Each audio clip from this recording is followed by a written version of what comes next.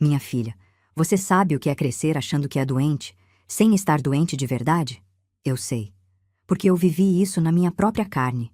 E até hoje, com quase 80 anos nas costas, eu ainda sinto o cheiro daquele quartinho. Madeira velha, roupa guardada, chão sempre meio úmido. Um cheiro que gruda na gente e não sai mais, por mais que os anos passem. Meu nome é Solange, mas na minha infância, quase ninguém me chamava pelo nome. Era a menina, a doentinha, a coitadinha que não pode sair. E eu acreditava em tudo, porque quando a gente é pequena, a palavra do adulto é lei. Eu nasci numa propriedade no interior de Minas, perto de uma cidadezinha tão pequena que nem no mapa aparecia direito. Era terra boa, terra vermelha, cheia de mangueira e pé de goiaba. O terreiro da casa era grande, um pomar que ia até o ribeirão e uma cerca de arame que separava a nossa roça da do vizinho. De manhã cedo, a neblina cobria tudo, e a gente só ouvia o canto do galo e o barulho do leite batendo no balde de lata.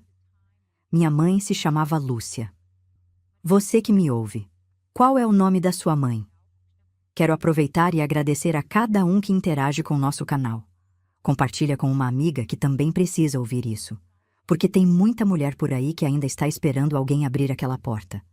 Eu lembro pouco dela, mas o que eu guardo é bonito. O colo quente, o cheiro de sabonete de alfazema no pescoço dela, a voz mansa cantando enquanto passava roupa com o ferro à brasa. Ela gostava de plantar flor no jardim da frente. Cravo, margarida, rosa trepadeira, e me chamava de minha florzinha. Mamãe morreu quando eu ainda era bem pequena. Foi de repente. Uma febre que não baixava, uma fraqueza que tomou conta do corpo. Naquele tempo não tinha hospital perto, não tinha remédio fácil. Levaram ela numa carroça até a cidade, mas quando chegaram já era tarde. Eu não entendi direito o que tinha acontecido. Só sei que um dia ela estava ali, trançando meu cabelo com aqueles dedos macios que cheiravam a massa de mandioca, e no outro dia ela não estava mais. A casa ficou em silêncio. Meu pai, seu Quito, era um homem quieto por natureza, mas depois que mamãe partiu, ele ficou ainda mais calado. Trabalhava o dia inteiro na roça, voltava quando o sol já tinha ido embora, comia em silêncio e dormia. Ele não sabia lidar com aquela dor. E também não sabia lidar comigo. Eu ficava pelos cantos, esperando alguém me chamar.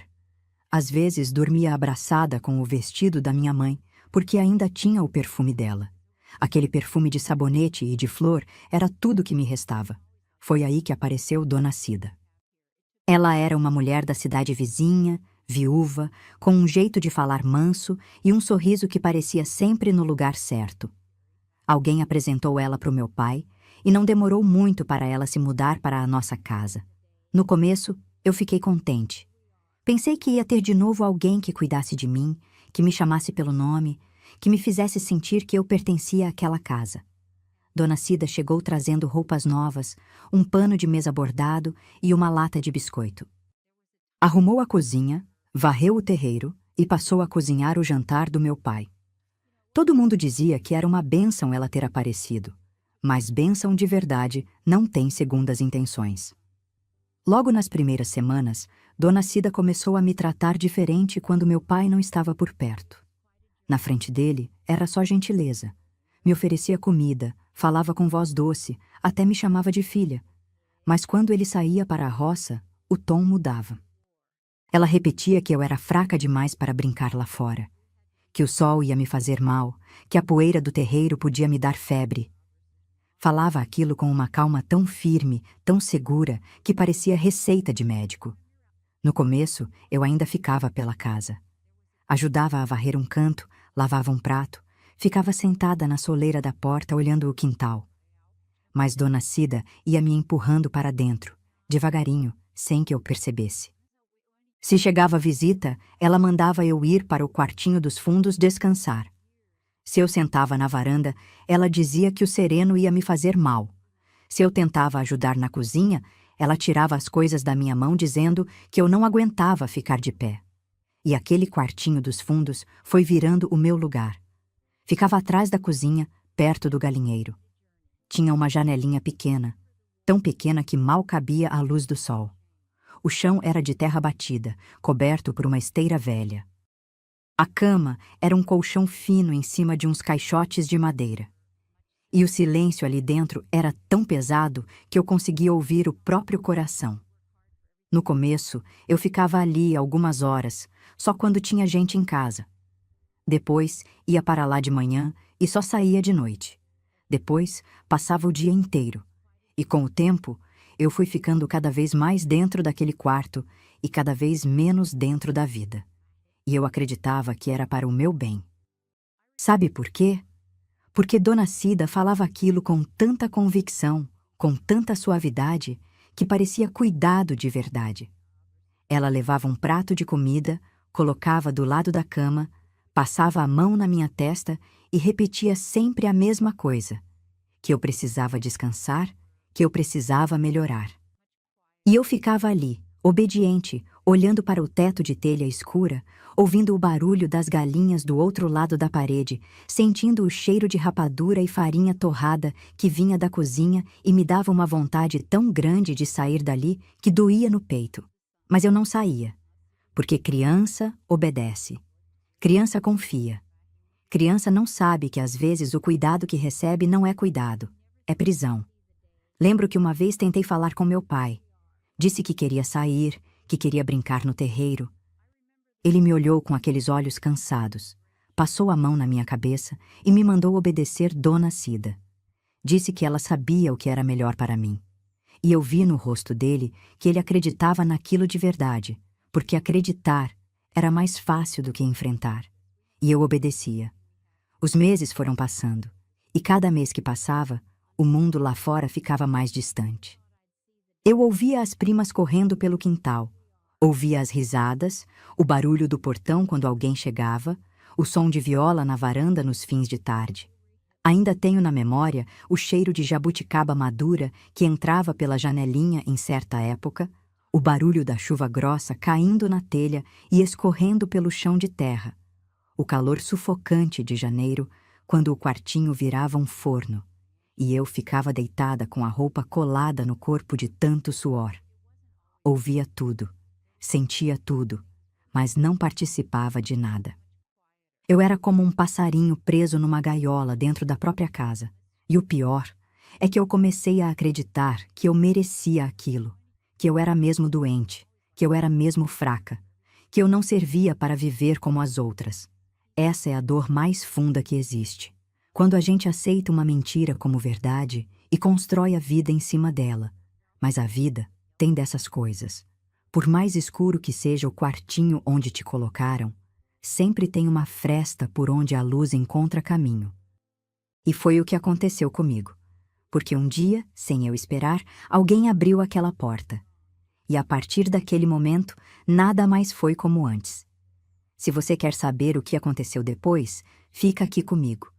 Essa história tem muito mais do que parece. Tem gente que acha que o pior castigo que existe é apanhar. Mas não é. O pior castigo é ser esquecida dentro da própria casa. É ouvir a vida acontecendo do lado de fora e não poder fazer parte dela. É sentir que você existe, mas que ninguém sente a sua falta. E era assim que eu vivia. Depois que Dona Cida se acomodou de vez na nossa casa, tudo foi mudando devagar, como água que vai comendo a margem do rio sem ninguém perceber. No começo eram coisas pequenas. Eu ainda andava pela casa, ainda sentava na mesa, ainda varria o terreiro de manhã. Mas Dona Cida foi cortando minha presença nas coisas, uma por uma. Primeiro tirou meu prato da mesa e disse que eu comia melhor sozinha no quartinho, porque ficava nervosa perto de muita gente. Depois, parou de me chamar para ajudar na cozinha. Depois, parou de me deixar ficar na varanda quando chegava a visita. Sempre com a mesma desculpa. Que eu era fraca, que qualquer esforço me derrubava, que eu precisava de repouso. Mas eu não era fraca. Eu não tinha doença nenhuma.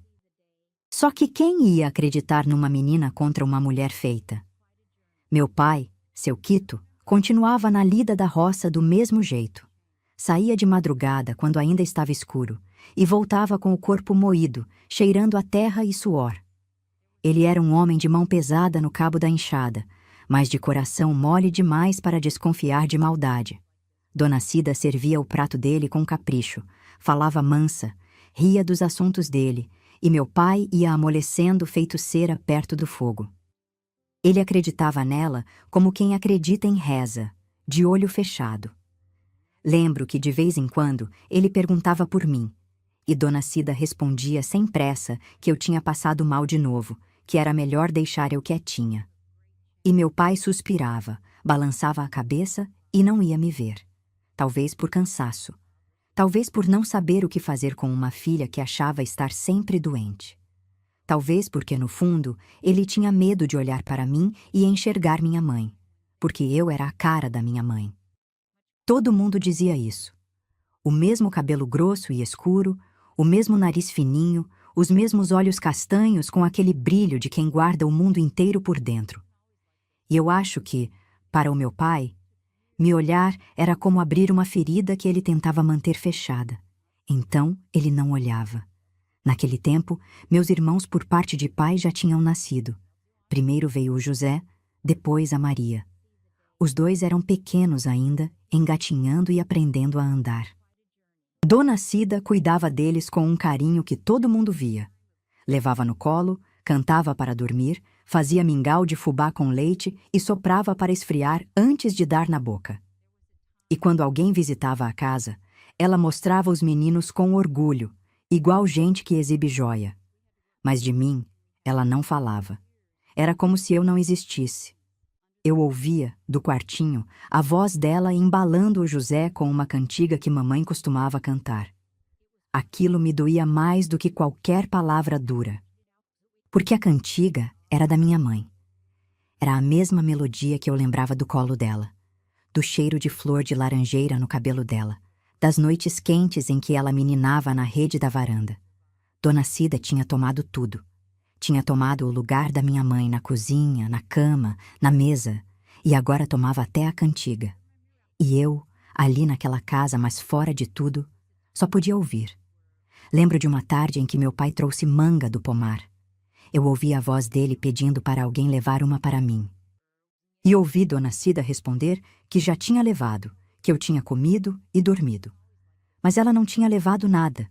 Eu fiquei esperando aquela manga a tarde inteira. Fiquei olhando para a porta, sentindo o cheiro doce que vinha de algum lugar da casa, com a boca cheia de água e o estômago vazio. Quando escureceu, eu entendi que a manga não ia chegar. Naquele dia eu chorei baixinho, com o rosto enfiado na esteira, para ninguém ouvir. Chorei de fome, de solidão, de saudade de uma vida que eu mal tinha vivido. Ainda sinto a esteira áspera arranhando minha bochecha, o gosto salgado das lágrimas escorrendo até o canto da boca, o som do meu próprio soluço abafado, parecendo o gemido de um bichinho ferido. E ali, naquele choro escondido, eu comecei a entender uma coisa que antes eu não conseguia enxergar. Dona Cida não estava cuidando de mim. Dona Cida estava me apagando. Aos poucos, eu fui perdendo o contato com tudo. Não ia mais para uma escola, porque Dona Cida disse que eu não aguentava a caminhada. Não ia mais para a missa, porque ela disse que o sereno da noite podia me fazer mal. Não via mais minhas primas, porque ela dizia que visita me deixava agitada e piorava minha saúde. Eu andava pela casa como sombra. Podia estar na cozinha, no corredor, na soleira da porta, mas ninguém me via, ninguém me incluía, ninguém puxava conversa comigo. E cada vez que Dona Cida mandava eu ir descansar no quartinho, eu ia. Porque já não sabia mais a diferença entre estar na casa e estar fora dela. E quando as vizinhas perguntavam por mim, eu ouvia Dona Cida repetir sempre a mesma conversa. Que eu estava me tratando, que precisava de repouso, que era fraqueza de nascença. Falava com tanta naturalidade que ninguém duvidava. Naquele tempo, a mulher da casa mandava dentro de casa e ninguém se metia. As pessoas aceitavam, abaixavam a cabeça e iam embora. E eu ia ficando cada vez mais sozinha. O único momento em que eu sentia um pouco de alegria era de manhã cedo, antes de Dona Cida acordar, quando eu saía na ponta dos pés até a porta da cozinha e ficava ali, olhando o terreiro com o orvalho brilhando na grama, sentindo o cheiro de capim cortado, de barro molhado, de palha de milho secando no sol. Lembro do mugido das vacas no pasto, do vento morno que vinha do ribeirão, da terra vermelha ainda fresca antes do sol esquentar. Aqueles minutos eram meus, mas duravam pouco, porque logo Dona Cida aparecia e me mandava voltar para dentro, dizendo que o sereno da manhã era o pior para quem tinha saúde fraca. Uma noite eu não conseguia dormir. O calor estava forte, aquele calor grudento de fim de estação que não deixa a gente sossegar. Eu me levantei devagar, fui até a porta e encostei o ouvido. Foi aí que ouvi. Dona Cida estava conversando com alguém na cozinha. Era uma voz de homem que eu não conhecia. Falavam baixo, mas a quietude da noite fazia cada palavra chegar até mim. Não guardo tudo o que disseram, mas guardo o que ficou. O homem perguntou sobre mim e Dona Cida respondeu que eu não ia dar em nada, que era fraca do jeito que era, que qualquer hora ia embora sozinha. E que quando isso acontecesse, a terra ficaria para os meninos. Lembro que o homem perguntou o que ia acontecer se eu não fosse embora. E Dona Cida respondeu com aquela voz tranquila que me dava arrepio. Disse que eu não tinha para onde ir, que a família da minha mãe morava longe, que meu pai tinha cortado relação com aquela gente toda. Disse que quanto mais tempo eu ficasse naquele quarto, menos eu ia entender do mundo. E depois eu ouvi uma risada curta, seca, que me deu um frio na espinha. Eu voltei para a cama tremendo. Não de frio, não de febre, de medo. Porque naquele momento, mesmo sem entender tudo, eu senti que aquelas palavras tinham um peso que ia muito além do que eu podia carregar. Eu não sabia o que era terra no meu nome. Não sabia o que significava herança. Mas eu sabia o que significava aquele tom de voz. Significava que eu estava no caminho de alguém, e que esse alguém queria me tirar do caminho. Eu apertei a boneca velha da minha mãe contra o peito e fiquei ali, de olhos abertos no escuro, ouvindo o grilo cantar lá fora e o meu coração bater tão forte que parecia querer sair pela boca. Naquela noite, eu não dormi e nunca mais olhei para Dona Cida do mesmo jeito. Depois, eu mudei por dentro. Por fora, eu continuava a mesma menina quieta, andando pelos cantos da casa, obedecendo sem reclamar. Mas por dentro, alguma coisa tinha acordado. Era como se alguém tivesse acendido um pavio dentro de mim. Pequeno, fraco, tremendo com qualquer sopro de vento, mas aceso. Eu passei a prestar atenção em tudo, nos passos de Dona Cida pela casa, no jeito que ela falava com meu pai e no jeito que falava quando ele não estava, nas visitas que chegavam e iam embora sem saber que eu existia, no tom da voz dela quando alguém perguntava por mim. Eu escutava cada palavra, cada suspiro, cada silêncio. E fui juntando pedaço por pedaço, do jeito que a gente junta retalho para fazer colcha, sem saber direito o desenho final, mas sentindo que ali tinha alguma coisa. E tinha. A conversa que eu tinha ouvido naquela noite ficou martelando na minha cabeça. Eu repetia aquelas palavras dentro de mim como quem decora a oração, tentando entender o que significavam. A terra fica para os meninos. A menina não vai dar em nada. Eu sabia que minha mãe tinha deixado alguma coisa. Lembrava vagamente de ouvir meu pai falar, ainda quando mamãe era viva, sobre um pedaço de terra que pertencia à família dela. Um terreno bom, com nascente de água e pasto limpo, que ficava do outro lado do ribeirão. Mamãe tinha herdado aquilo do avô dela, e pelo que eu entendia, aquela terra tinha passado para o meu nome quando ela morreu. Mas eu era só uma menina. Não sabia de papel, de cartório, de escritura. Sabia de boneca, de cantiga, de estrela no céu.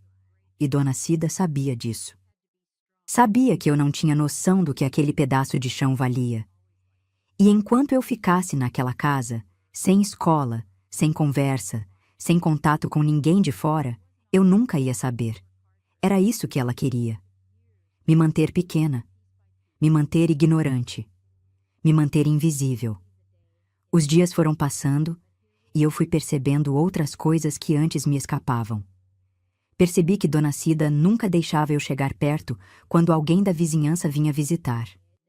Se batiam no portão, ela me mandava ir descansar no quartinho, e eu ia. Depois ela voltava para a sala e punha a conversa fora como se nada estivesse acontecendo. Lembro de uma vez que Dona Gertrudes, uma vizinha que morava na curva da estrada, veio perguntar por mim. Eu ouvi a voz dela da cozinha, perguntando como eu estava, dizendo que fazia tempo que não me via. E ouvi Dona Cida responder naquela voz mansa dela, dizendo que eu tinha amanhecido com o corpo mole, que vivia assim, um dia melhor, no outro já caía de novo. Disse que fazia o que podia. Dona Gertrudes ainda sugeriu levar eu num benzedor que podia ser quebranto. E Dona Cida disse que já tinha levado, mas que não tinha resolvido, que era coisa do corpo mesmo. E Dona Gertrudes foi embora acreditando naquilo. Porque quem ia duvidar de uma mulher que fala com tanta calma, com tanto jeito de quem cuida? Eu fiquei com raiva naquele dia. Uma raiva miúda que não sabia para onde ir. Apertei os punhos debaixo do lençol e mordi o canto da boca para não gritar. Eu queria correr até a porta, abrir de uma vez e mostrar para Dona Gertrudes que eu estava ali, que eu não era doente, que tudo aquilo era mentira. Mas não fiz nada, porque o medo era maior que a raiva. E porque eu ainda tinha dentro de mim aquela dúvida maldita. E se ela estivesse certa? E se eu fosse mesmo fraca demais? E se eu saísse dali e caísse no meio do terreiro, provando para todo mundo que eu não prestava mesmo? Essa é a armadilha mais cruel que existe. Quando alguém te repete uma mentira tantas vezes que você mesma começa a defender a mentira como se fosse verdade. Nesse tempo, o José e a Maria já estavam crescendo.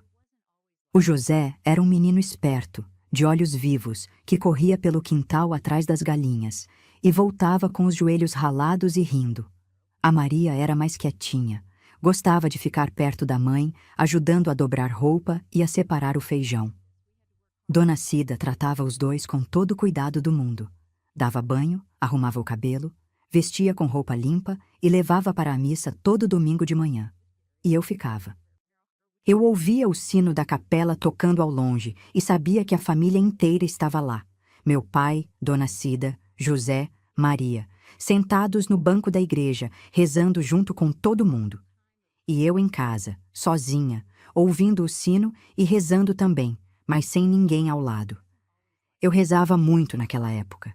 Rezava para Nossa Senhora, pedia para ela olhar por mim, pedia para ela mandar alguém me tirar daquela situação. Às vezes, rezava sentada na soleira da porta dos fundos, com as mãos juntas e os olhos apertados, repetindo as palavras que minha mãe me ensinou antes de partir. Outras vezes, rezava no quartinho, de joelho na esteira, sentindo a palha áspera na pele, com o cheiro de cera de vela impregnado nas mãos de tanto apertá-las, enquanto a sombra da tarde se arrastava pelo chão. E de noite, quando o silêncio era tão fundo que eu ouvia até o barulho do ribeirão passando lá embaixo, eu conversava com minha mãe. Falava baixinho, como se ela estivesse ali do meu lado. Contava para ela o que tinha acontecido no dia, falava das coisas que Dona Cida tinha feito. Perguntava se um dia ia melhorar. E às vezes, no meio daquela conversa, eu sentia um calor no peito que não era de febre, não era de doença. Era um calor que parecia abraço, e eu acreditava que era ela. Certa vez, sem eu esperar, meu pai entrou no quartinho. Fazia muito tempo que ele não aparecia ali. Eu quase levei um susto quando ouvi a porta abrir e vi a sombra dele no batente. Ele estava com as botas sujas de barro, a camisa amarrotada, o chapéu na mão. Ficou parado me olhando por um instante, sem dizer nada. Lembro do cheiro de fumo de rolo que vinha da roupa dele. Lembro da terra vermelha grudada na sola das botas. Lembro de como ele parecia menor ali dentro daquele quartinho, como se o peso que ele carregava por fora tivesse encolhido o corpo dele. Depois, se sentou na beirada da cama. Eu lembro que ele perguntou como eu estava. E eu quis falar tanta coisa. Quis contar tudo, que Dona Cida mentia, que eu ouvia conversas de noite, que eu queria sair dali, que eu queria ir para a escola, que eu queria viver. mas quando abri a boca, só consegui dizer que estava com saudade dele. Ele abaixou a cabeça. Ficou um tempo assim, em silêncio, com o chapéu rodando nas mãos. Depois, passou a mão no meu cabelo, devagarinho, e disse que ia melhorar, que Deus ia cuidar de mim. E saiu. A porta fechou. Os passos foram se afastando. E eu fiquei ali com aquela promessa no ar, sentindo que meu pai me amava, mas que o amor dele não era forte o bastante para me salvar. Porque amar sem coragem é como acender vela em dia de ventania. A chama até aparece, mas não esquenta ninguém. E eu precisava de alguém que não tivesse medo do vento. O tempo foi passando e eu fui ficando cada vez mais parecida com aquela casa. Presente por fora, vazia por dentro, existindo sem ninguém notar. Lembro que nessa época eu já tinha perdido a conta de quanto tempo vivia daquele jeito. Ia e vinha pelos cômodos como sombra. Fazia uma coisa ou outra quando Dona Cida deixava. Mas a maior parte do tempo ficava no quartinho dos fundos, porque era o único lugar onde ninguém me incomodava e ninguém me mandava sair. As estações vinham e iam, e eu só sabia a diferença pelo calor que sufocava ou pelo frio que entrava pelas frestas da janelinha. Quando era tempo de chuva, a goteira caía no canto da parede e eu colocava uma lata velha para aparar a água. Aquele barulho de pingo na lata virou minha companhia. Tique, tique, tique, a noite inteira, como um relógio que marcava um tempo que não andava para lugar nenhum. Meu corpo foi mudando sem eu perceber direito. Eu estava crescendo, mas crescendo sem vigor, como planta que vive na sombra e vai se esticando toda fina procurando a luz. Eu não corria, não brincava, não subia em árvore, não caminhava até a escola. Meu corpo foi perdendo a força de tanto não ser usado. Eu sentia tontura quando ficava de pé por muito tempo. Sentia o coração disparar por qualquer nervoso. E quando sentia aquela fraqueza, uma voz dentro de mim repetia as palavras de Dona Cida, que eu era doente, que eu não podia, que eu não aguentava. A mentira tinha criado raiz. É assim que funciona, minha querida. Quando alguém te exclui da vida por tempo demais, seu corpo vai se acostumando com a ausência. Você pode estar dentro da casa, pode andar de um cômodo para outro, mas se ninguém te olha, se ninguém te chama, se ninguém te inclui, é como se você estivesse trancada mesmo sem cadeado. Dona Cida sabia disso sem nunca ter lido livro nenhum. Sabia pela maldade que carregava por dentro, essa maldade que algumas pessoas têm e que não faz barulho, não levanta a mão, não grita, só vai tirando de você, pedacinho por pedacinho, até não sobrar quase nada. Naquele tempo, eu tinha desenvolvido um costume que me ajudava a aguentar os dias. Quando todo mundo estava ocupado e ninguém prestava atenção em mim, eu ia até a janelinha do quartinho e ficava ali, esticando o pescoço para enxergar o terreiro. Dali eu via um pedaço do pomar, a copa de uma mangueira, um galho de pitangueira e, mais longe, o topo do morro onde o sol nascia. Eu ficava ali até o corpo reclamar, respirando o ar que entrava pela fresta, ouvindo os passarinhos acordando no pomar. Aqueles minutos eram o meu respiro, a minha prova de que o mundo ainda existia lá fora. E foi numa dessas manhãs que eu vi uma coisa diferente. Tinha um cavalo amarrado no mourão do terreiro. Um cavalo que eu não conhecia, pelo escuro, grande, com uma sela de couro gasta pelo uso. E perto do cavalo, encostado na cerca, tinha um homem que eu nunca tinha visto. Ele era alto, magro, usava um chapéu de palha e carregava uma bolsa de lona pendurada no ombro. Estava conversando com meu pai ali no terreiro e os dois pareciam sérios. Eu não conseguia ouvir o que falavam, mas lembro da postura daquele homem. Ele não tinha o jeito curvado dos lavradores. Ficava de pé bem reto, com as mãos nos bolsos, balançando a cabeça devagar enquanto meu pai falava. Parecia alguém que estava ali para fazer alguma coisa importante. Dona Cida apareceu na porta da cozinha. Eu vi o corpo dela ficar tenso, os ombros subiram e ela enxugou as mãos no avental com uma pressa que não era dela. Depois caminhou até onde os dois estavam e se meteu na conversa. Eu vi ela gesticulando. Vi meu pai ficar calado, Vi o homem olhar para Dona Cida com um olhar que eu não soube decifrar naquele momento, mas que hoje eu sei o que era. Era desconfiança. Lembro que eles ficaram ali por um bom tempo. Dona Cida foi e voltou da cozinha 2 vezes, levou garapa, levou um prato com alguma coisa que eu não consegui ver. Parecia nervosa, fazendo gentilezas demais, rindo demais, falando demais. E eu, na ponta dos pés, com os dedos agarrados na borda da janela, assistia aquilo tudo com o coração apertado, sem entender o que estava acontecendo, mas sentindo que tinha alguma coisa no ar. Depois de um tempo, o homem se afastou da cerca e caminhou em direção à casa. Eu desci da janela e corri para a cama. Me deitei, puxei o lençol até o queixo e fiquei quieta, fingindo que dormia. Ouvi os passos na cozinha, ouvi a voz de Dona Cida ficando mais alta, mais rápida, falando sem parar, explicando coisas que ninguém tinha perguntado. Ela estava dizendo que eu não precisava de consulta, que eu estava bem, que ela cuidava de mim direitinho. Mas os passos continuaram, cada passo fazendo o chão de tábua ranger, cada passo chegando mais perto do quartinho, cada passo fazendo meu coração bater mais forte, mais rápido, tão alto que eu tinha medo de que ele ouvisse antes de entrar. Lembro do estalo da mão na maçaneta. Um estalo pequeno, de nada, mas que naquela quietude pareceu um trovão. A porta se abriu. E eu vi ali, parado no batente, aquele homem alto de chapéu de palha, com a bolsa de lona no ombro e um olhar que eu não conhecia. Não era pena, não era curiosidade, era atenção. Uma atenção demorada, pesada, de quem está enxergando algo que não deveria estar assim. Ele ficou ali uns instantes, olhando ao redor. Olhou para as paredes escuras, para a janelinha pequena, para a esteira no chão, para a lata que aparava a goteira, para as minhas roupas dobradas em cima de um caixote. Depois olhou para mim. E eu senti uma coisa estranha. Senti que alguém estava me vendo de verdade, não olhando através de mim, não olhando por obrigação, não olhando com pressa de ir embora. Estava me vendo, com calma, com cuidado. Como se eu fosse uma pessoa inteira, não um problema para resolver ou um estorvo para esconder. Fazia tanto tempo que ninguém me olhava assim que eu não sabia o que fazer. Fiquei paralisada, com o lençol apertado nas mãos, sentindo os olhos arderem e um nó na garganta que eu não conseguia engolir.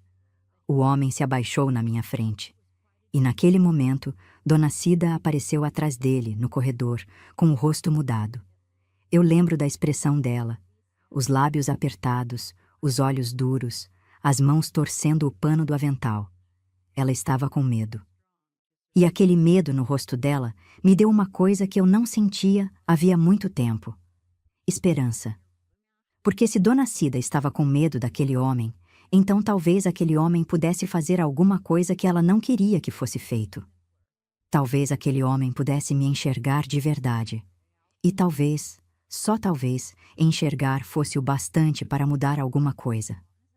Eu já vivi muita coisa nessa vida. Já passei por alegria grande, por tristeza funda, por susto que quase parou meu coração. Mas poucos momentos ficaram gravados em mim com tanta força como aquele. O homem se abaixou na minha frente e ficou me olhando em silêncio. Não com pressa, não com pena, com paciência. Como quem olha para uma planta que foi pisada e quer entender se ainda tem raiz viva debaixo da terra. Ainda vejo as mãos dele, grandes, morenas, com dedos compridos e unhas aparadas, mãos que não eram de roça. Ele tirou o chapéu de palha e colocou no chão, e o cabelo dele era grisalho nos lados, cortado rente. A bolsa de lona gasta que ele carregava no ombro era cheia de coisas que faziam ruído de vidro quando ele se mexia. Ele olhou para o quartinho inteiro antes de olhar para mim de novo. Olhou para o teto de telha encardida, para a parede com mancha de umidade, para a janelinha que mal deixava entrar claridade. Olhou para a lata da goteira, para o colchão fino em cima dos caixotes, para a esteira gasta no chão. E eu vi no rosto dele uma coisa que eu não esperava. Não era espanto, não era nojo. Era uma tristeza contida, daquela que adulto sente quando entende uma situação inteira sem precisar de explicação.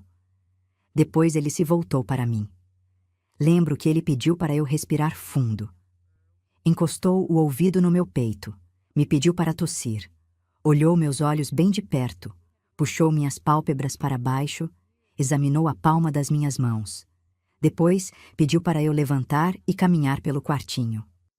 Eu levantei devagar, com as pernas tremendo, não de doença, mas de tanto tempo sem correr, sem brincar, sem usar o corpo de verdade. Dei uns passos curtos, me segurando na parede, e voltei para a cama. Ele ficou me observando o tempo todo, com aquele olhar quieto, pensativo, de quem está montando um quebra-cabeça dentro da cabeça. Dona Cida estava parada na porta, falando sem parar. A voz dela atropelava as palavras. Dizia que eu era assim desde pequena, que minha mãe já era fraca de saúde, que a doença era de família, que ela fazia o que podia, que eu não comia direito por vontade própria, que ela já tinha tentado de tudo. Falava, falava, falava, como quem joga terra em cima de buraco para ninguém ver o que tem dentro. Mas o homem não olhava para ela. Olhava para mim. Depois de um silêncio que pareceu durar uma vida inteira, ele se levantou devagar, guardou umas coisas na bolsa de lona e virou na direção de Dona Cida. Eu não consegui ouvir tudo que ele falou, porque a voz dele era baixa e ele estava de costas para mim. Mas ouvi uma frase que ficou cravada na minha memória como ferro quente em madeira. Ele disse que eu não estava doente, que aquela menina não tinha doença nenhuma no corpo, que o que eu tinha era sofrimento por dentro, tristeza acumulada, solidão de quem foi afastada do mundo. Ali, naquela hora, eu comecei a chorar. Não foi choro de dor, minha filha. Foi choro de alívio. Como se alguém tivesse aberto uma torneira que estava trancada dentro de mim há tanto tempo que eu nem lembrava mais que existia. As lágrimas desciam e eu não conseguia parar. Chorava de soluçar, com o corpo inteiro tremendo, com um barulho que eu mesma não reconhecia, porque fazia tanto tempo que eu não chorava assim, na frente de alguém, sem medo de ser mandada calar. Alguém tinha visto. Alguém tinha olhado para mim e enxergado o que eu mesma não sabia explicar. Que eu não era fraca, que eu não era doente. Que o que me consumia por dentro não era febre nem fraqueza de nascença. Era a dor de viver trancada, de ser esquecida, de ouvir a vida passar do outro lado da porta sem poder abrir. Dona Cida ficou em silêncio. Lembro que foi a primeira vez que eu vi ela sem resposta. O rosto dela tinha mudado. A pele estava esticada, os olhos apertados, a boca numa linha fina. Parecia uma cobra que foi pisada e está decidindo se foge ou se ataca. Ela olhou para meu pai, que estava parado mais atrás, encostado no batente da cozinha, segurando o chapéu contra o peito e a cara de quem não entende o que está acontecendo. Meu pai, coitado. Eu olhei para ele e vi que ele estava perdido. Ele não era um homem mau. Nunca foi. Era um homem fraco, desses que a vida vai dobrando devagarinho até não sobrar mais resistência. Ele amava os filhos, amava a terra, amava o trabalho, mas não sabia amar de um jeito que protege. Só sabia amar de um jeito que aceita. E aceitar, quando tem injustiça no meio, é quase a mesma coisa que participar. O homem ficou mais um tempo ali. Lembro que ele se sentou no caixote perto da cama e ficou me olhando enquanto eu chorava. Não mandou eu parar. Não disse que ia ficar tudo bem, não fez promessa nenhuma. Só ficou ali, presente, deixando eu chorar até o choro se cansar sozinho. E quando eu finalmente parei, com os olhos inchados e o nariz vermelho, ele me perguntou uma coisa. Perguntou se eu tinha algum parente da parte da minha mãe. Eu fiquei quieta por um instante, tentando entender por que ele queria saber aquilo. Depois respondi baixinho que tinha uma tia, irmã da minha mãe, que morava em outra propriedade, algumas horas de viagem dali. Eu quase não a via, mas lembrava do rosto dela, uma mulher de traços firmes, cabelo preso num coque apertado, voz forte que não pedia licença para entrar. Lembro que minha mãe gostava muito dela, que as duas se abraçavam apertado quando se encontravam, e que a tia Raquel sempre trazia rapadura embrulhada em folha de bananeira quando vinha nos visitar. Mas depois que mamãe morreu, Meu pai brigou com a família dela. Eu nunca soube direito o motivo. Só sei que um dia a tia Raquel parou de vir, as cartas pararam de chegar e o nome da família da minha mãe virou um assunto proibido dentro de casa. O homem ouviu tudo em silêncio. Depois tirou um pedacinho de papel do bolso da camisa, um toquinho de lápis e anotou o nome da minha tia. Dobrou o papel, guardou no bolso e se levantou. Lembro que antes de sair, ele parou na porta e olhou para trás, para mim, mais uma vez.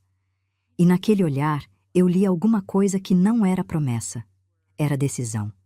Como se ele tivesse feito dentro da cabeça dele uma conta que eu não podia ver, mas que já estava resolvida. Depois ele saiu. Ouvi os passos dele se afastando pelo corredor.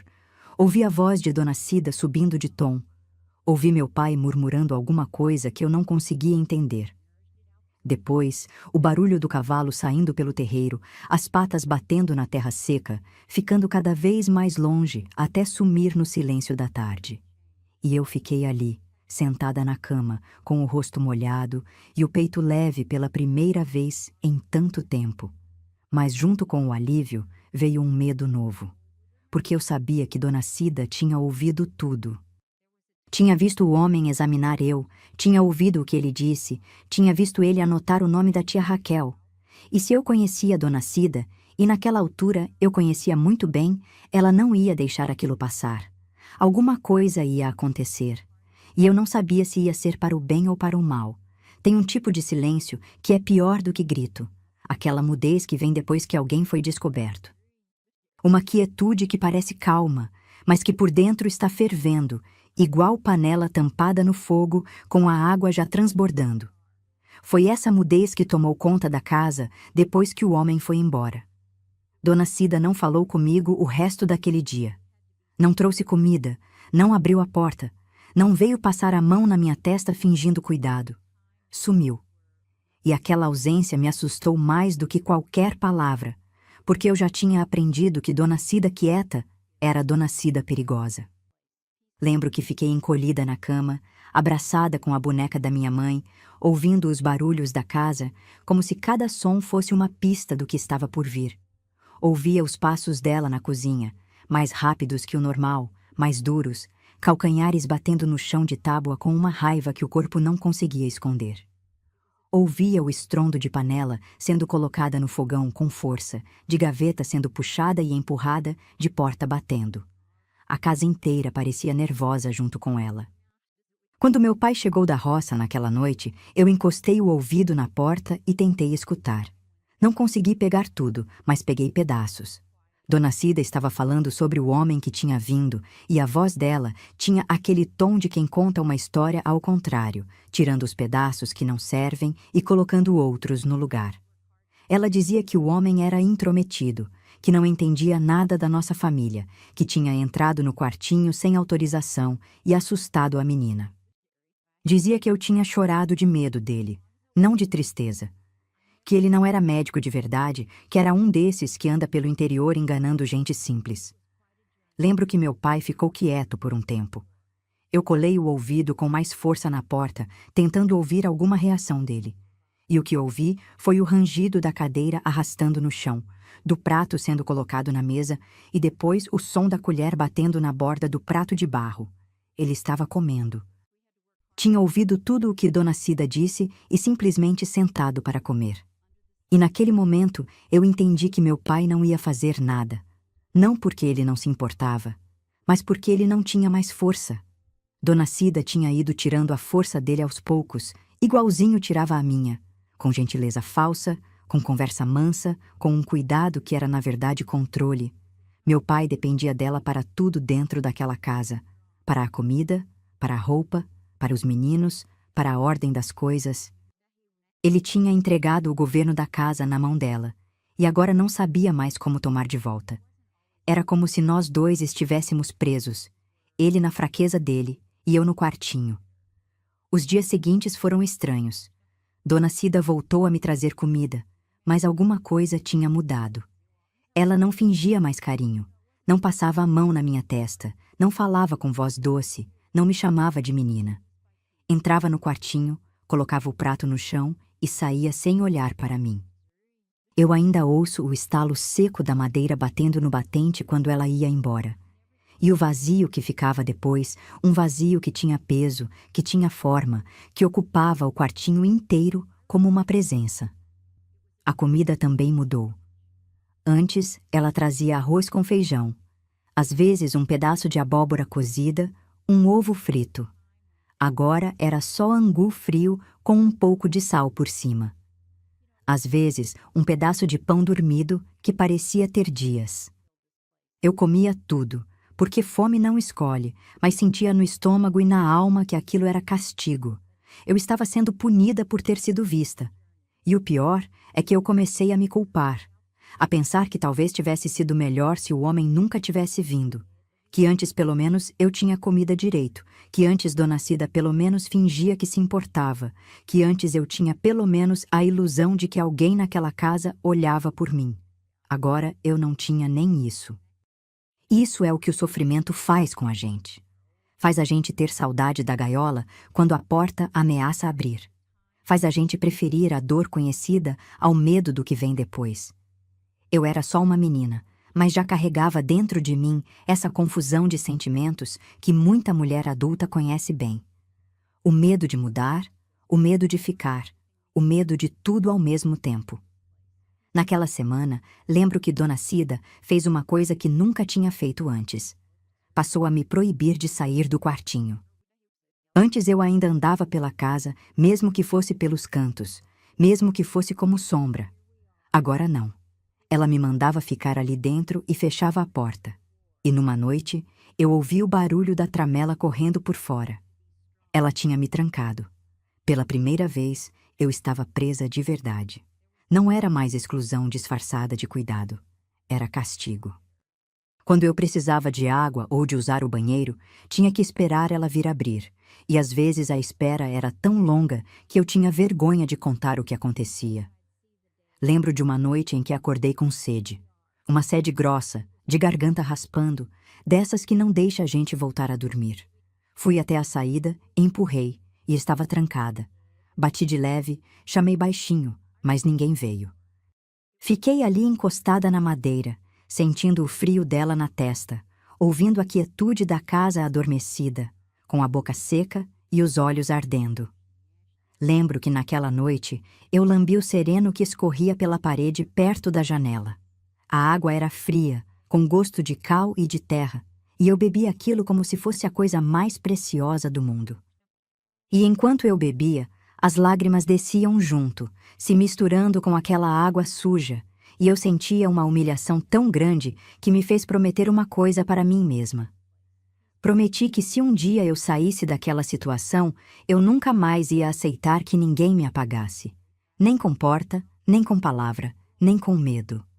Eu não sabia se ia conseguir cumprir aquela promessa.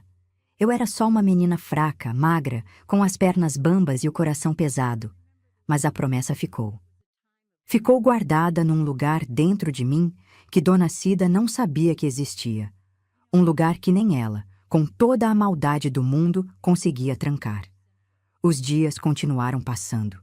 O quartinho continuava trancado. A comida continuava pouca. E a mudez de Dona Cida continuava gritando mais alto que qualquer palavra. Mas lá fora, sem eu saber, alguma coisa estava se movendo. Porque aquele pedacinho de papel com o nome da tia Raquel já tinha chegado onde precisava chegar. Eu não sei quantos dias se passaram entre a visita daquele homem e o que aconteceu depois. Quando a gente vive trancada, o tempo perde a forma. Os dias se misturam, as manhãs parecem iguais, e a gente só sabe que o tempo andou porque o corpo muda. As unhas crescem, o cabelo cresce, a fome volta. Mas eu lembro que era manhã. Uma manhã de sol forte, daquelas que o calor já começa cedo e o terreiro fica branco de tanta claridade. Eu estava no quartinho. Desde a visita daquele homem, Dona Cida me mantinha ali trancada, e eu já nem tentava mais empurrar a porta. Lembro que estava deitada na cama, olhando para o teto, contando as manchas de umidade na telha, como fazia todos os dias. Era o meu jeito de passar o tempo, dar nome para as manchas imaginar que eram mapas de lugares que eu nunca ia conhecer. Foi aí que eu ouvi um som de cavalo chegando no terreiro. Não era o cavalo do vizinho, que eu já conhecia pelo trote leve e pela tosse que o bicho dava de vez em quando. Era um galope diferente, firme, decidido, de quem veio de longe e não veio passear. As patas batendo na terra seca faziam um barulho que entrava pela janelinha e tomava conta do quartinho inteiro. Eu me levantei depressa e fui até a janela. Subi na ponta dos pés e espiei. Tinha uma mulher descendo do cavalo. Ela era alta, de corpo reto, com um vestido escuro que batia abaixo dos joelhos e um lenço amarrado na cabeça cobrindo parte do cabelo. Desceu do cavalo sozinha, com um jeito de quem sabe montar desde que nasceu. Sem pressa, sem medo, com as 2 mãos firmes na sela antes de pisar no chão. Amarrou o animal no mourão e ficou parada ali por um instante, olhando para a casa como quem está medindo o tamanho de uma briga antes de entrar nela. Eu não reconheci ela no primeiro momento.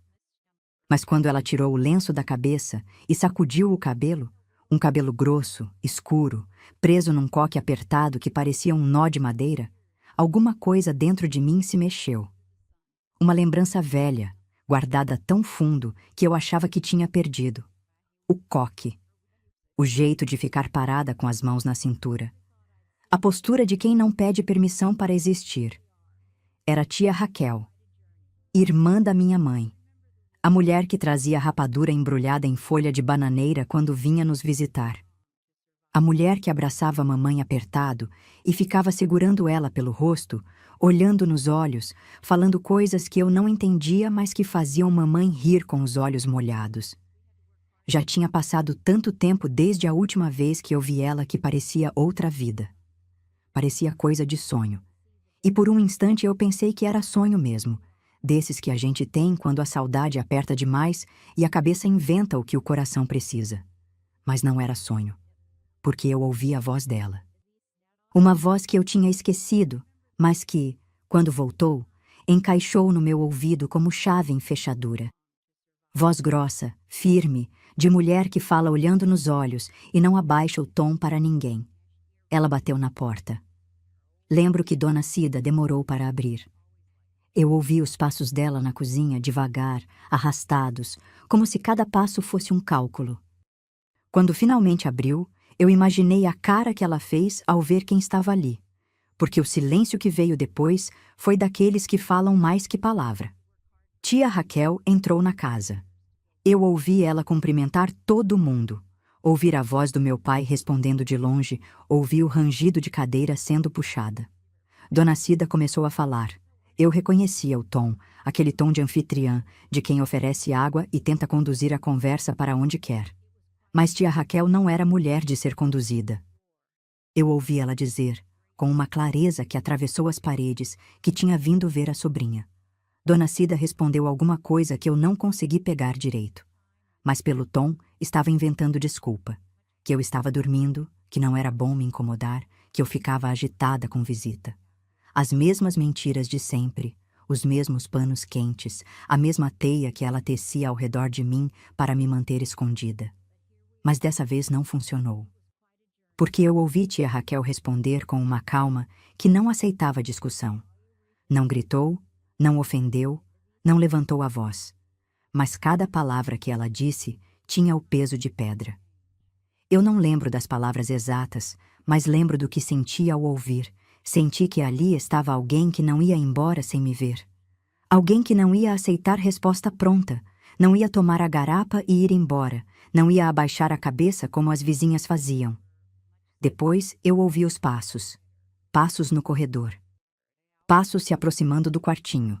E dessa vez não eram passos de homem desconhecido, não eram passos de Dona Cida trazendo o prato no chão. Eram passos de alguém que eu pertencia, de alguém que pertencia a mim. A tramela correu, a porta se abriu e tia Raquel apareceu no batente. Ela ficou parada ali, olhando ao redor. Lembro que os olhos dela foram percorrendo cada canto daquele quartinho. As paredes escuras com mancha de mofo, a janelinha que mal deixava entrar luz, o colchão em cima dos caixotes, a lata da goteira, as minhas roupas dobradas num monte magro em cima de um caixote menor. Olhou para tudo devagar, do jeito de quem lê uma carta que não queria ter recebido. Depois olhou para mim. E naquele olhar eu vi uma coisa que fazia tanto tempo que eu não via, que quase não reconheci. Não era pena. Não era espanto. Era dor. Mas era uma dor diferente. Era a dor de quem ama e descobre que chegou tarde. A dor de quem se culpa por não ter vindo antes. A dor que nasce do amor e não da fraqueza. Lembro que os olhos dela encheram de água. Ela apertou os lábios, respirou fundo pelo nariz, e eu vi o peito dela subir e descer enquanto ela segurava o choro com toda a força que tinha. Porque tia Raquel não era mulher de chorar na frente dos outros. Ela engoliu aquilo, guardou para dentro e fez o que veio fazer. Ela entrou no quartinho, se abaixou na minha frente e segurou minhas mãos. Lembro do toque das mãos dela. Mãos quentes, ásperas de trabalho, com os dedos grossos e fortes. Mãos que pareciam as mãos da minha mãe, só que maiores, mais firmes, mais decididas. Ela segurou minhas mãos e ficou me olhando, e eu senti que naquele toque tinha uma promessa que não precisava de palavra. Eu comecei a chorar de novo. Mas dessa vez era diferente. Não era o choro de alívio que eu tinha sentido com o homem da bolsa de lona. Era um choro mais antigo, mais fundo, que vinha de um lugar que eu nem sabia que existia. Era o choro da menina que perdeu a mãe e nunca teve permissão de sentir a falta. Era o choro de quem reconhece, na mão de outra pessoa, o calor que achava que tinha perdido para sempre. E tia Raquel ficou ali, segurando minhas mãos, sem falar nada, deixando eu chorar. Até que eu parei. E quando parei, ela se levantou devagar, olhou uma última vez ao redor do quartinho. E eu vi no rosto dela que alguma coisa tinha sido decidida. Porque quando ela saiu daquele quarto e foi para a cozinha, os passos dela eram diferentes. Mais pesados, mais firmes. Passos de quem não veio visitar, veio resolver. Quando tia Raquel saiu do quartinho e foi para a cozinha, eu fiquei sentada na cama com o coração batendo tão forte que eu sentia a pulsação no pescoço, nas têmporas, na ponta dos dedos. Eu não sabia o que ia acontecer. Não sabia se ela ia embora como todo mundo ia, com promessa de voltar que nunca se cumpria. Não sabia se Dona Cida ia convencer ela de alguma coisa, como sempre convencia todo mundo. Só sabia que alguma coisa estava diferente no ar. O ar da casa parecia outro, a quietude tinha outra textura, como se as paredes estivessem segurando a respiração junto comigo. Eu encostei o ouvido na porta e fiquei ali. Lembro que no começo ouvi vozes baixas. Tia Raquel falando com meu pai e meu pai respondendo pouca coisa, como sempre fazia. Dona Cida ia e vinha. Eu reconhecia o barulho dos chinelos dela no chão. Aquele toque rápido de quem não para quieta, de quem está nervosa, mas finge que está ocupada. Lembro do barulho de xícara sendo colocada na mesa, de água sendo servida, de cadeira rangendo. Os sons de uma conversa que por fora parecia educada, mas que por dentro estava pegando fogo. Depois, o tom mudou. A voz de tia Raquel subiu, não gritando, mas firmando. Era aquele jeito que algumas mulheres têm de falar, que não precisa de volume para assustar. A firmeza estava nas palavras, no ritmo, na maneira como cada frase caía no ar, sem deixar espaço para a resposta. Eu não conseguia ouvir tudo, mas pegava pedaços. Ouvi ela falar da minha mãe. Ouvi ela falar de promessa. Ouvi ela falar que sangue é sangue e que ninguém ia impedir ela de cuidar do que era da irmã dela. Dona Cida tentou se meter. Eu reconheci a voz dela subindo também, aquele tom de quem se sente ameaçada e começa a soltar veneno disfarçado de preocupação. Ouvi ela dizer que eu era doente, que precisava de cuidado especial, que tirar eu dali podia me fazer mal. As mesmas palavras de sempre, mas agora, depois de tudo que tinha acontecido, elas soavam diferentes. Soavam gastas, fracas, como pano velho que já foi lavado tantas vezes que não cobre mais nada. E lembro que tia Raquel respondeu alguma coisa que fez a casa inteira ficar em silêncio. Eu não ouvi as palavras, mas ouvi a mudez que veio depois. Uma mudez longa, pesada. dessas que a gente sente na pele. E naquela mudez, eu soube. Soube como a gente sabe as coisas antes de entender. Pelo corpo, pelo instinto, pelo arrepio que sobe pela nuca. Tia Raquel não ia embora sem mim. Depois de um tempo que pareceu uma eternidade, eu ouvi passos vindo na minha direção de novo. A tramela correu. A porta abriu. E tia Raquel estava ali outra vez, com os olhos ainda vermelhos, mas com o rosto firme, decidido, sem rastro de dúvida. Ela me olhou e eu senti no olhar dela uma pergunta. Não precisou falar. Eu entendi. Ela queria saber se eu queria ir com ela. Eu lembro que balancei a cabeça. Balancei devagar, com medo, como se aquilo fosse frágil demais e pudesse quebrar se eu me mexesse rápido. Balancei a cabeça e senti as lágrimas voltando, mas dessa vez eu não deixei elas caírem. Engoli. Apertei os lábios, porque alguma coisa dentro de mim me disse que aquela hora não era hora de chorar. Era hora de levantar. Tia Raquel me fez um gesto com a mão para eu juntar minhas coisas. Eu não tinha quase nada. Levantei devagar, com as pernas tremendo, não de medo, de fraqueza mesmo, porque meu corpo já não estava acostumado a se mexer com pressa. Peguei as poucas roupas que eu tinha, dobrei numa trouxinha de pano. Peguei a boneca velha da minha mãe, uma boneca de tecido, com o vestido já desbotado e o rosto quase apagado, mas que ainda tinha o cheiro dela se eu encostasse o nariz bem perto. E peguei uma fitinha de cetim que mamãe usava no cabelo, que eu guardava embaixo do colchão para Dona Cida não achar. Era tudo. A vida inteira de uma menina cabia numa trouxinha de pano. Quando saí do quartinho, passei pela cozinha. Dona Cida estava encostada na pia, de braços cruzados, com o rosto fechado. Não me olhou. Ficou ali, parada, com aquela expressão de quem perdeu uma batalha e está calculando a próxima. Lembro que senti o odor forte de sabão de cinza que ela usava para lavar a louça. Um odor áspero que ardia no olho e que naquele dia parecia grudado nela como uma segunda pele. Meu pai estava sentado na cadeira perto da porta, com os cotovelos apoiados nos joelhos e a cabeça baixa. O chapéu estava no chão, do lado dele, largado como se tivesse caído da mão. Ele não me olhou quando eu passei. Lembro que eu parei por um instante ali na frente dele, esperando alguma coisa. Um olhar, uma palavra, um gesto. Qualquer coisa que mostrasse que ele se importava, que doía nele também. Mas ele ficou de cabeça baixa. E eu entendi, ali naquela hora, uma verdade que carrego comigo até hoje. Meu pai não era um homem mau. Era um homem que tinha desistido. A vida tinha tirado dele mais do que ele sabia carregar, e em vez de lutar, ele se encolheu. Entregou a casa para Dona Cida, entregou os filhos, entregou a mim. Não por maldade, por cansaço, por covardia mansa, dessas que não dói em quem tem, só em quem está por perto. Eu quis abraçar ele, quis dizer alguma coisa, mas tia Raquel já estava me esperando na porta e eu senti que se eu parasse ali, se eu deixasse aquela tristeza me segurar, talvez eu nunca mais saísse. Então eu segui andando. Passei pela porta da cozinha e entrei no terreiro.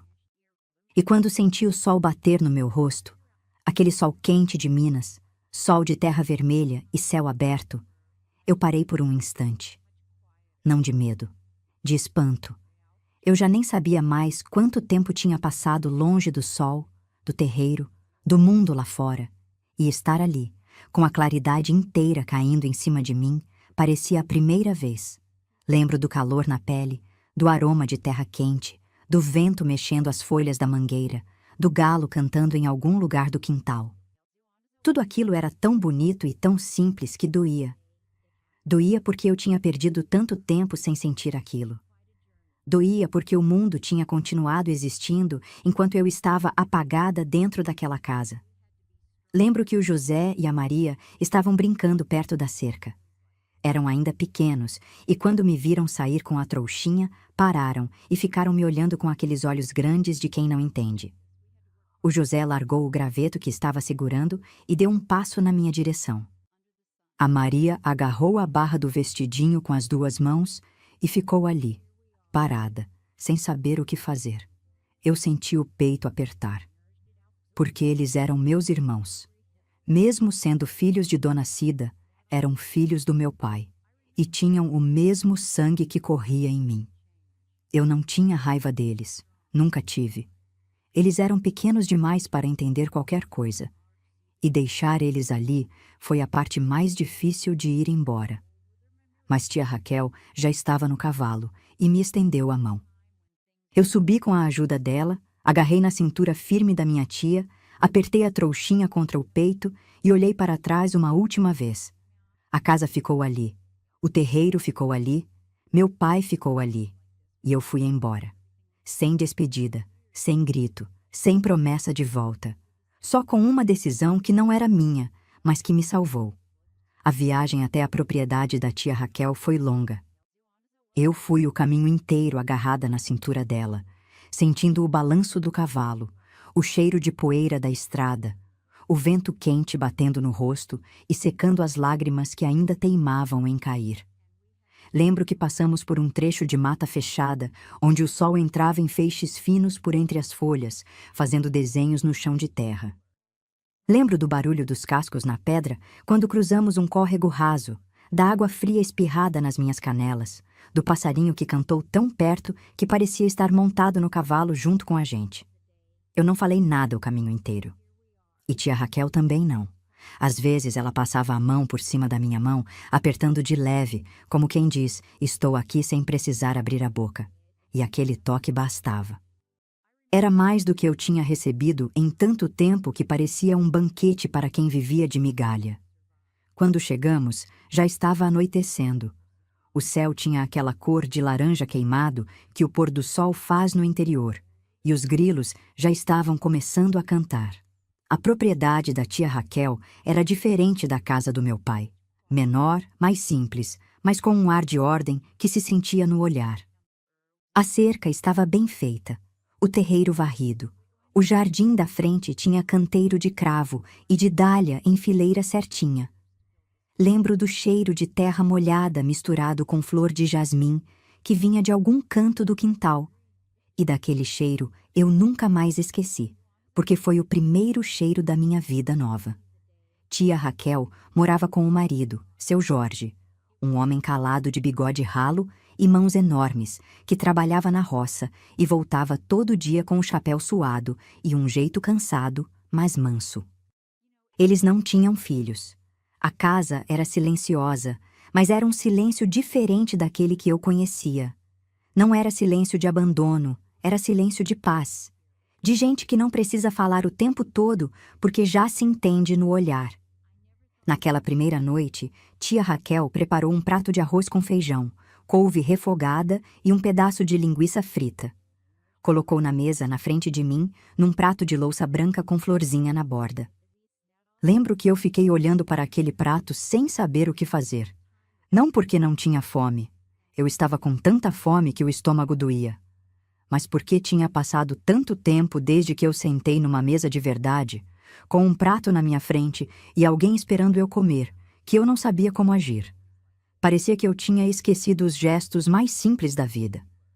Tia Raquel se sentou na minha frente e começou a comer devagar, sem me olhar, sem me apressar, apenas comendo.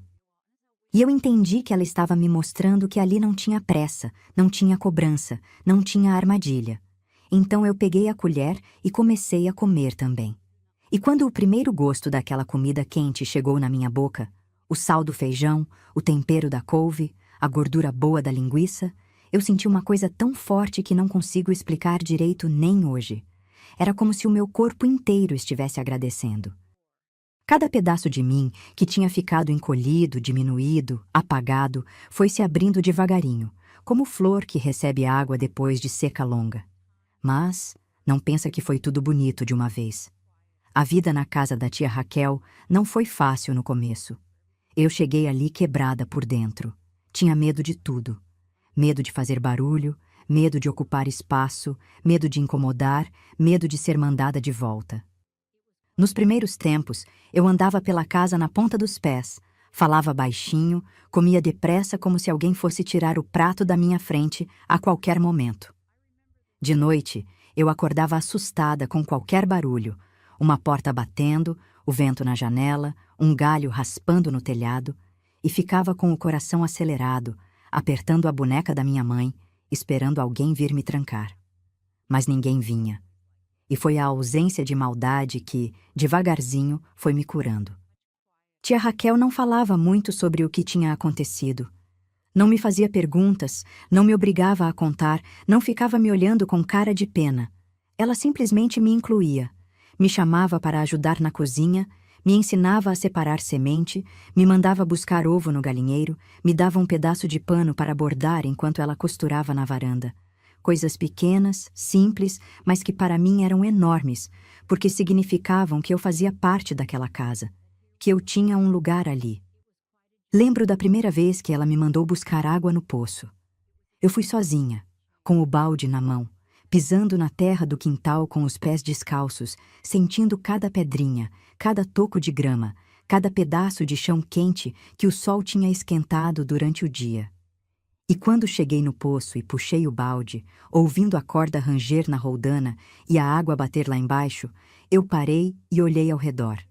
O céu estava enorme. As árvores balançavam devagar. Uma vaca mugia no pasto longe. E eu estava ali, sozinha, do lado de fora, sem ninguém me vigiando, sem ninguém me mandando voltar, sem ninguém dizendo que eu não podia. Eu era livre, e aquele sentimento me deu uma vontade de chorar tão grande que eu larguei o balde no chão e sentei ali mesmo, perto do poço, e chorei. Chorei de alegria, de alívio, de raiva de tudo que eu tinha perdido. Chorei pelo tempo que me roubaram, pelas risadas que eu não dei, pelas brincadeiras que eu não brinquei, pela escola que eu não fui, pelas primas que eu não vi crescer. Chorei por tudo de uma vez, ali perto do poço, com o vento quente secando minhas lágrimas antes delas chegarem no queixo. Depois levantei, enchi o balde e voltei para casa. E a vida foi seguindo. Tia Raquel me matriculou na escola da vila. Eu cheguei lá sem saber quase nada. Não sabia ler direito, não sabia escrever meu nome inteiro, não sabia fazer conta. As outras eram mais adiantadas que eu, e no começo eu sentia vergonha. Sentava no fundo da sala, encolhida, tentando ficar invisível, como Dona Cida tinha me ensinado a ser. Mas a professora, Dona Palmira, era uma mulher de óculos grossos e paciência de santa, que sentava do meu lado no intervalo e ia me mostrando as letras com o dedo no caderno, uma por uma, devagar, sem apressar. E eu fui aprendendo. Lembro da primeira palavra que eu escrevi sozinha. Era o meu nome, Solange. 7 letras no caderno, tortas, tremidas, quase caindo para fora da linha. Mas eram minhas, meu nome, escrito pela minha própria mão, e ali eu senti que estava nascendo de novo. Porque tem gente que nasce uma vez só, e tem gente que precisa nascer 2 vezes. A primeira quando vem ao mundo, e a segunda quando finalmente descobre que merece estar nele.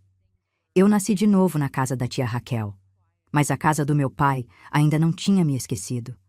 Quando a gente escapa de um lugar escuro, a primeira coisa que pensa é que acabou, que agora é só viver, que o passado ficou para trás e não vai mais alcançar a gente.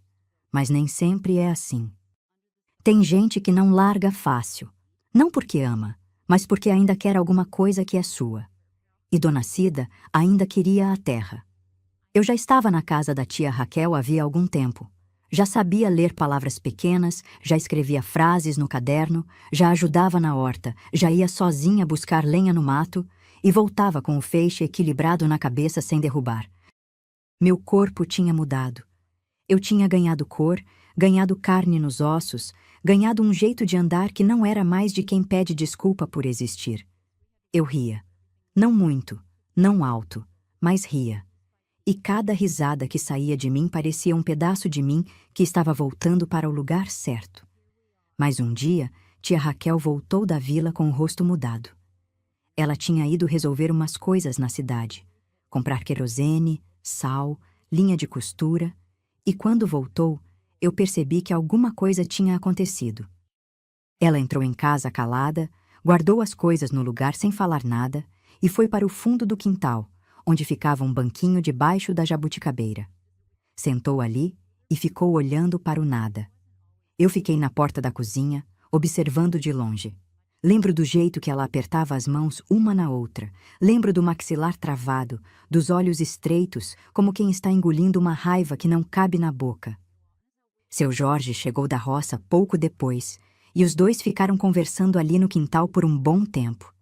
Falavam baixo, mas eu via os gestos, tia Raquel apontando para algum lugar, balançando a cabeça, e seu Jorge passando a mão no rosto, como quem ouve uma coisa que não quer acreditar.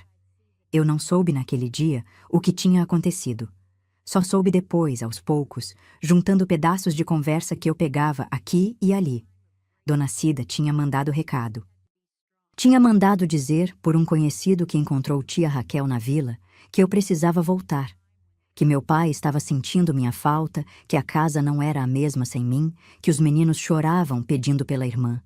Tudo embrulhado em palavras bonitas, em saudade fingida, em carinho de fachada. E junto com o recado veio uma ameaça disfarçada. Dona Cida dizia que tia Raquel não tinha direito de ficar comigo, que eu era filha do meu pai e que ele podia mandar me buscar a hora que quisesse. Lembro que nos dias seguintes tia Raquel ficou diferente. Não comigo. Comigo, ela continuava a mesma, firme e carinhosa do jeito dela. Mas eu percebia que ela estava preocupada. Acordava mais cedo, ficava sentada na varanda antes do sol nascer, olhando para a estrada, como quem espera alguém que não quer ver chegar.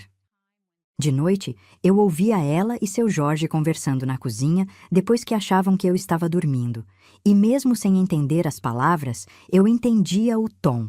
Era o tom de quem está se preparando para uma briga. E a briga veio. Algumas semanas depois, meu pai apareceu na propriedade. Eu estava no quintal ajudando seu Jorge a consertar a cerca do galinheiro quando ouvi o barulho de um cavalo na estrada. Levantei a cabeça e vi meu pai descendo do animal ali perto do portão. Ele estava mais magro do que eu lembrava, com a roupa amarrotada e o chapéu torto, e trazia no rosto aquela expressão de cansaço que eu conhecia tão bem, mas misturada com alguma outra coisa que eu não consegui decifrar de longe. Vergonha, talvez, ou obrigação. O jeito de quem está ali não porque quer, mas porque alguém mandou. Tia Raquel saiu da casa antes dele chegar no portão. Ficou ali parada, com os braços fechados sobre o peito, com aquela postura de quem não dá um passo para trás.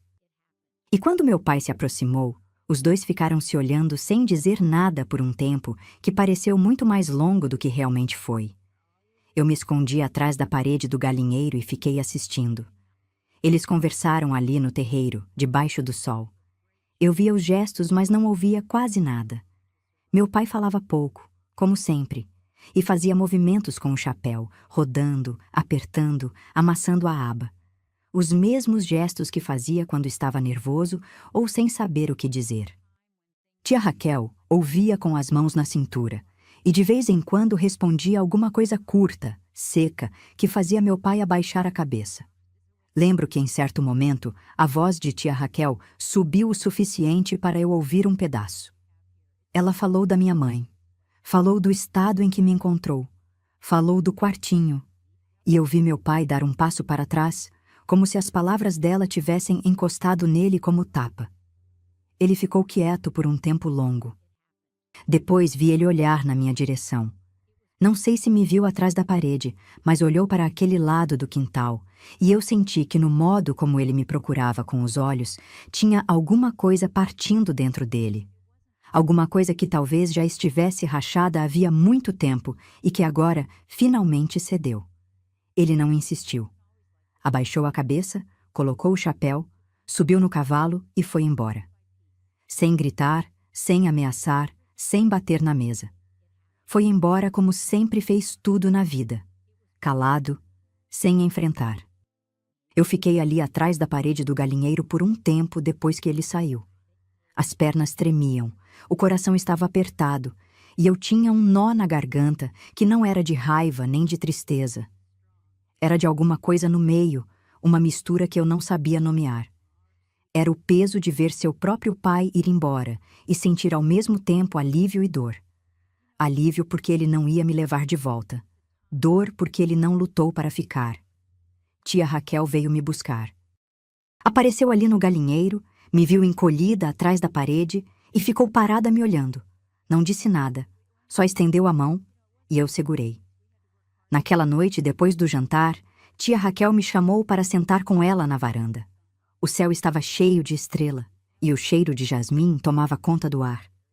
Lembro do barulho do grilo, da brisa morna, da cadeira de palha rangendo quando ela se acomodava. Ficamos ali as duas em silêncio por um bom tempo, ouvindo a noite.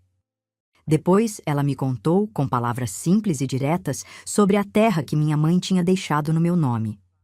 Me explicou que aquele pedaço de chão era meu por direito, que Dona Cida queria tomar aquilo para os filhos dela, e que era por isso que eu tinha sido mantida naquela situação, para eu crescer sem saber de nada, sem estudar, sem conhecer ninguém que pudesse me ajudar.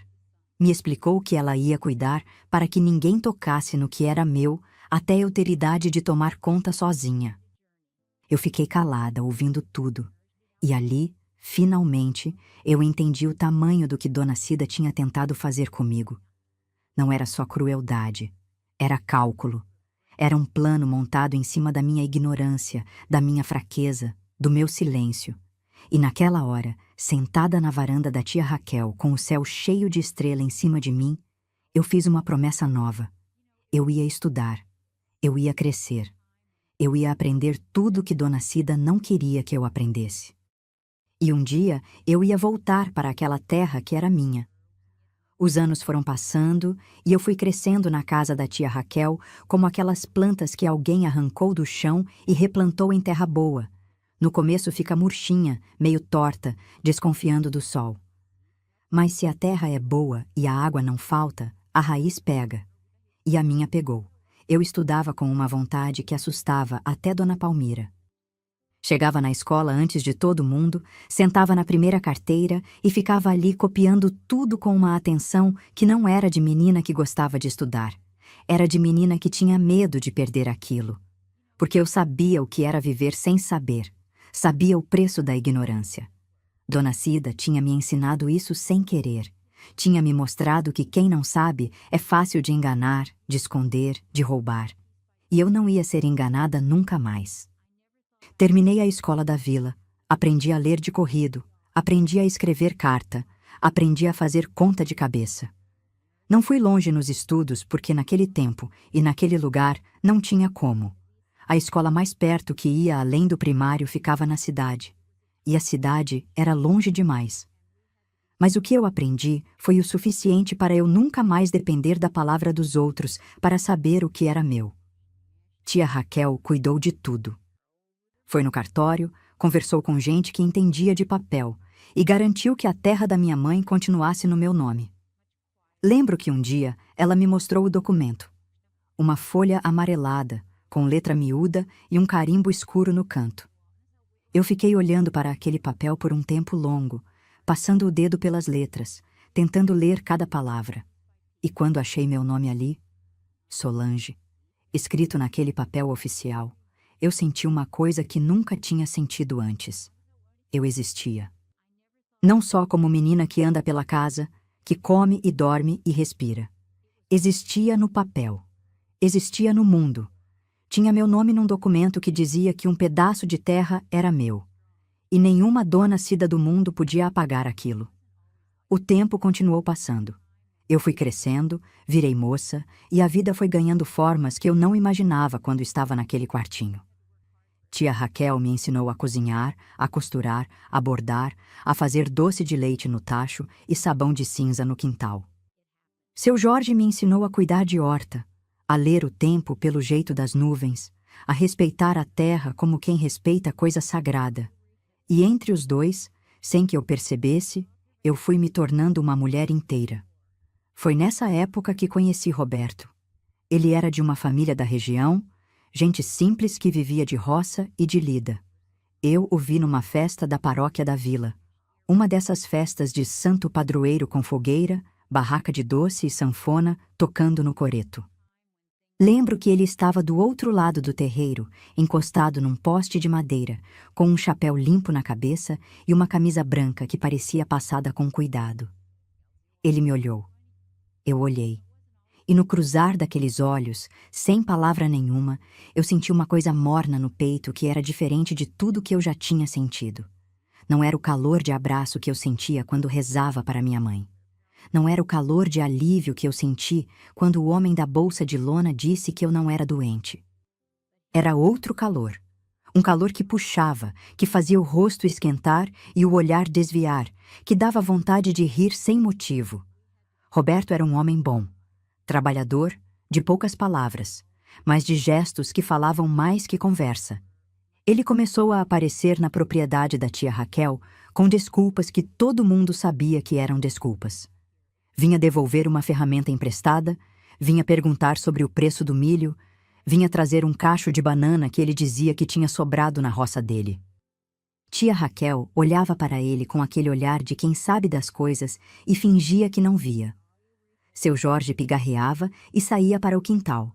E eu ficava ali, com o coração batendo mais rápido que o normal, fingindo que arrumava a cozinha enquanto ele ficava parado na porta sem saber o que fazer com as próprias mãos.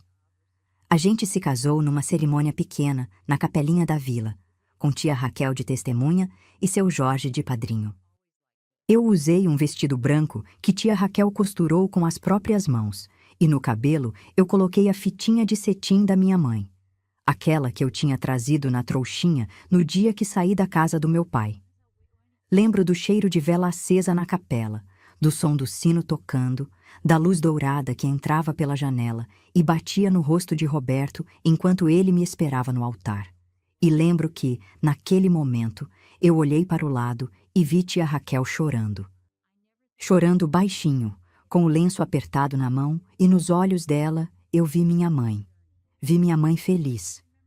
Depois do casamento, eu tomei uma decisão que muita gente achou loucura.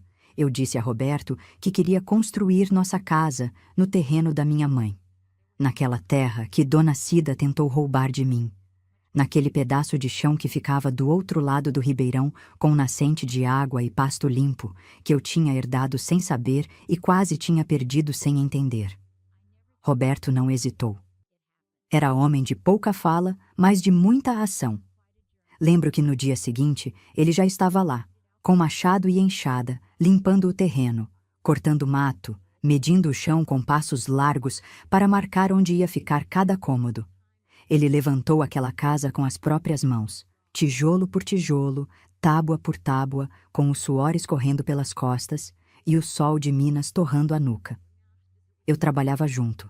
Carregava balde de água, misturava massa, segurava tábua enquanto ele pregava. E a casa foi subindo. Não era casa grande, não era casa bonita de revista, mas era nossa. Tinha varanda na frente com vista para o morro, tinha cozinha com fogão a lenha, tinha janela que deixava o sol entrar de manhã e o vento fresco entrar de tarde.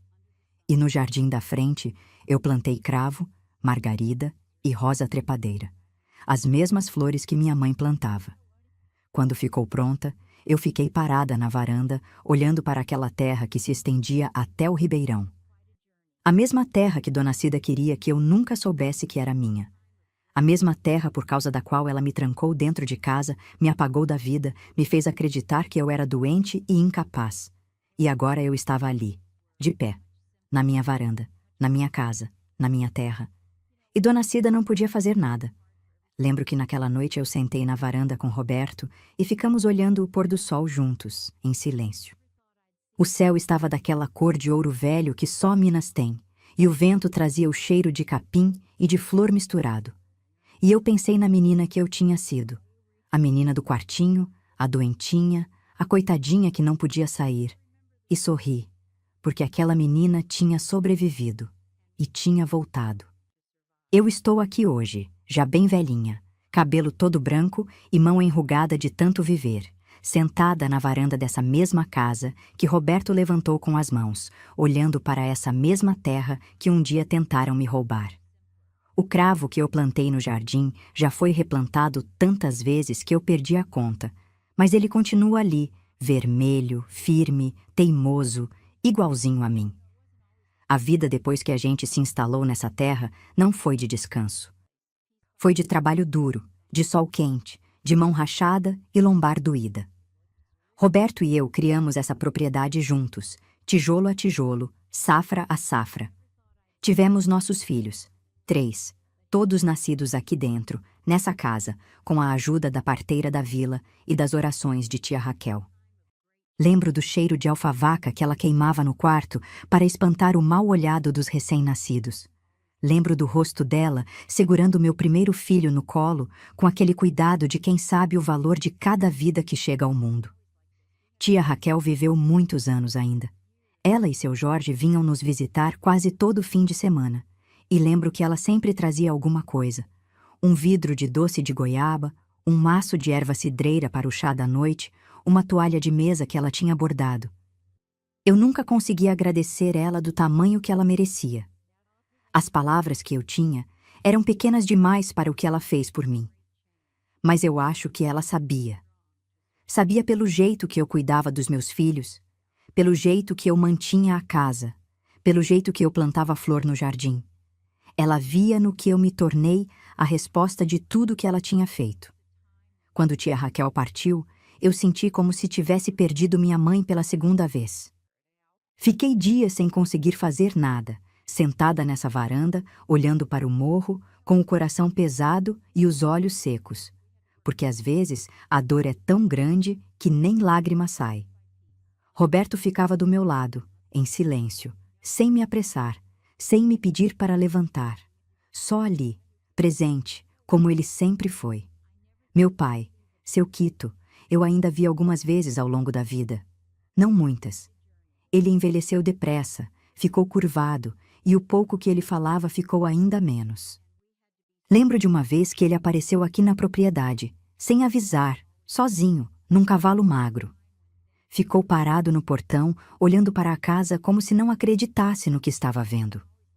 A casa bonita, a varanda, o jardim, a roça bem cuidada, tudo levantado naquela terra que Dona Cida tinha tentado tirar de mim. Ele entrou, sentou na cadeira que eu ofereci, tomou um copo de garapa com limão e ficou ali por um tempo, em silêncio.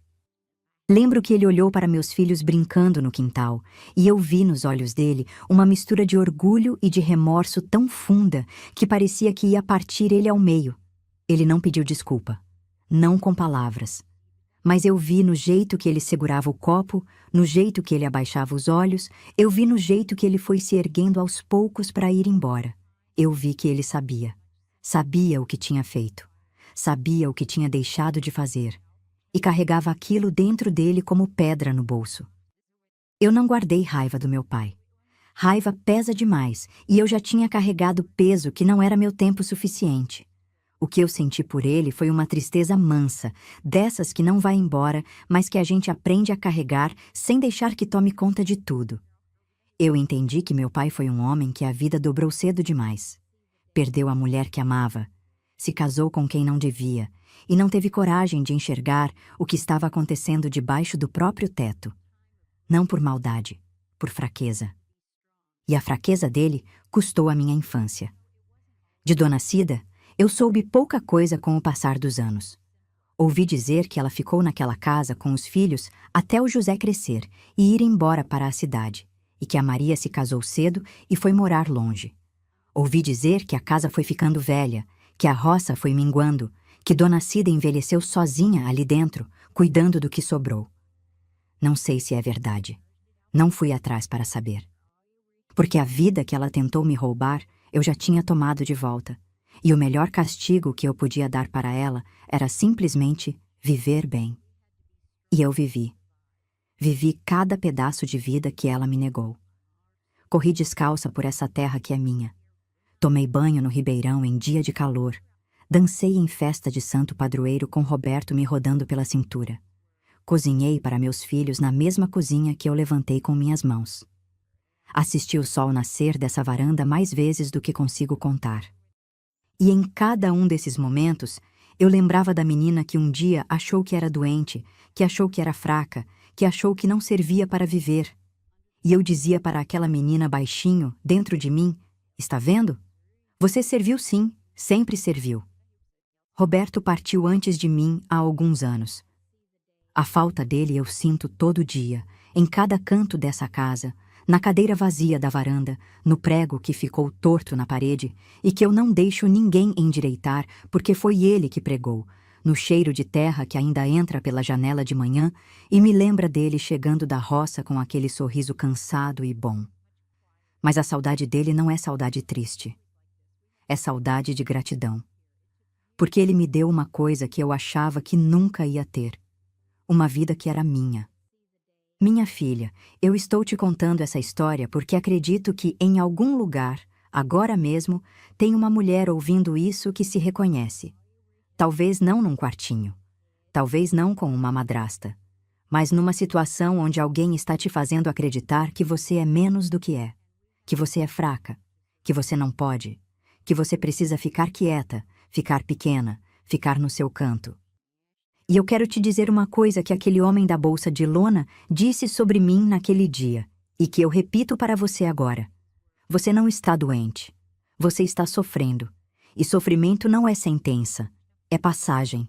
Às vezes a gente não precisa de remédio. Precisa de alguém que tenha coragem de abrir a porta e dizer que já chega. Pode ser uma tia, pode ser uma vizinha, pode ser uma amiga, pode ser você mesma. Porque a porta mais importante que existe não é a porta do quartinho. É a porta que a gente abre dentro de si quando decide que merece mais. E você merece. Acredite nisso. E se essa história tocou o seu coração, compartilha com uma amiga que também precisa ouvir isso. Porque tem muita mulher por aí que ainda está esperando alguém abrir aquela porta.